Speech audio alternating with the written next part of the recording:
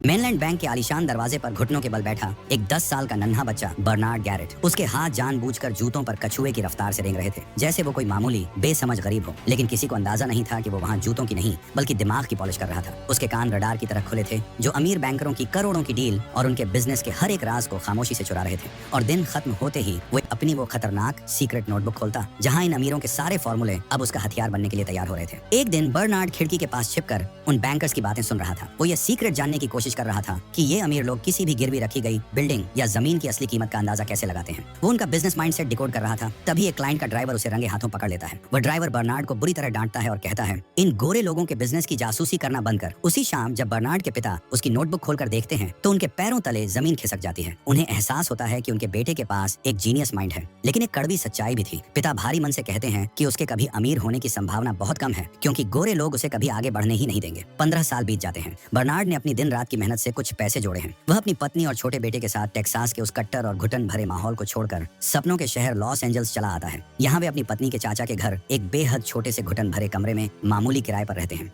चाचा बर्नार्ड को ताना मारते हैं और सुझाव देते हैं कि उसे किसी फैक्ट्री में मजदूरी कर लेनी चाहिए, लेकिन बर्नार्ड की आंखों में लॉस एंजल्स के रियल एस्टेट मार्केट पर राज करने का सपना है। चाचा यह सुनकर उसका मजाक उड़ाते हैं। जब बर्नार्ड अपने बेटे को सुलाने जाता है तो चाचा अपनी भतीजी यानी बर्नार्ड की पत्नी को समझाने की कोशिश करते हैं, लेकिन पत्नी गर्व से अपने पति के पक्ष में ढाल बनकर खड़ी हो जाती है। कमरे के बाहर खड़ा बर्नार्ड यह सब सुनता है और पत्नी से वादा करता है कि वह बहुत जल्द उसे और उनके बेटे को इस तबेले जैसी जगह से बाहर निकाल लेगा। अगले ही दिन से बर्नार्ड अपनी धुन में लग जाता है। वह लॉस एंजल्स के पूरे रियल एस्टेट मार्केट को खंगाल डालता है, कीमतों पर मोल भाव करता है और रातों की नींद हराम कर देता है। आखिरकार उसकी नजर एक अपार्टमेंट बिल्डिंग पर पड़ती है, लेकिन एक बहुत बड़ी समस्या थी। वह बिल्डिंग एक कट्टर गोरे पड़ोस में थी और उसे भारी मरम्मत की जरूरत थी। बर्नार्ड के पास सिर्फ बिल्डिंग खरीदने भर का पैसा है। उसकी पत्नी हैरान होती है कि वह एक गोरे पड़ोस को क्यों निशाना बना रहा है, लेकिन बर्नार्ड का विजन साफ है। वह समझाता है कि ब्लैक नेबरहुड अब बहुत ज्यादा भीड़ भाड़ वाले हो गए हैं, वहाँ पैर रखने की जगह नहीं है, इसलिए उन्हें अपना विस्तार करना ही होगा।